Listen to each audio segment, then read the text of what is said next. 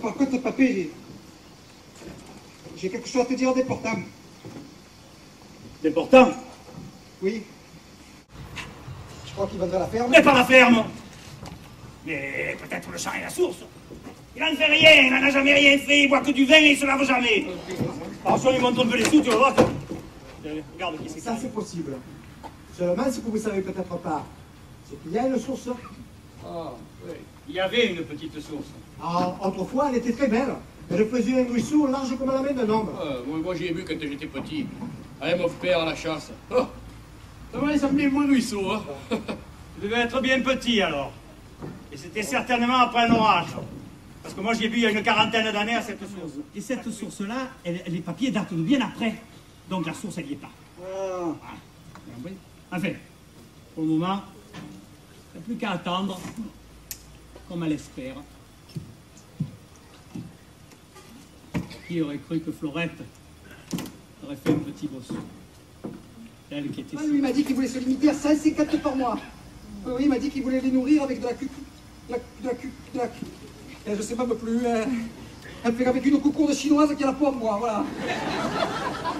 Il m'a dit que cette plante, ça pousse comme un serpent qui sort du trou, et que chaque plante peut donner au moins 100 kilos. Seulement lui, il se contentera de 50. C'est bien des artistes, hein.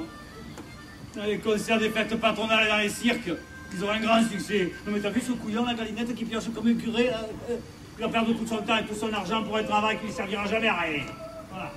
Tu dis ça, mais regarde comme il va vite. Au début, tu me disais qu'il avait au moins pour 6 mois de pioche pour arriver au bout de sa clôture. Eh bien, malgré que c'est un artiste, la tranchée avance de 5 à 6 mètres par jour. Et au lieu des 6 mois comme prévu, il va mettre 6 semaines à le terminer. Son parc à la paix.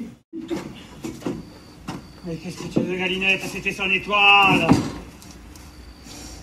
Cet homme-là, s'il était resté percepteur, il aurait pu vivre gras jusqu'à 100 ans. Ce sont les livres qui l'ont tué. Mais maintenant, il faut ouvrir l'œil. Nous sommes bien placés parce que nous avons les papiers de l'hypothèque. Mais il peut encore venir quelqu'un. Un parent de sa femme, un petit cousin, un jaloux de Crespin. Excusez-moi de vous déranger, mais c'est dans votre intérêt. Quel intérêt? Madame, vous êtes encore bien jeune. Et vous savez peut-être pas qu'après le malheur arrivent les ennuis. Quand une personne meurt, il y a forcément la question d'héritage. Et c'est sûr que le percepteur va vous demander de l'argent. Vous ne serez pas obligé de tout vendre. Et surtout pas votre pain. Ce notaire, je le connais. J'irai lui parler. Et au lieu de vous prendre de l'argent, il va vous en donner. Naturellement, vous serez obligé de vendre quelque chose. Vous garderez le plantier, qui a beaucoup de valeur. Vous garderez aussi tous vos meubles. Dès demain, on débouche la source. On ne va pas attendre qu'elle soit partie, comme tu disais. Il faut commencer par là. Pourquoi? Et parce que je suis un peu inquiet. J'ai réfléchi. Cette source-là, cette eau, ça fait au moins 3 ans qu'elle est bouchée. La fortune qui existe, là! C'est la fortune qui brillante! Regarde, papé! Elle va courir jusqu'au seuil! Qu'est-ce que c'est?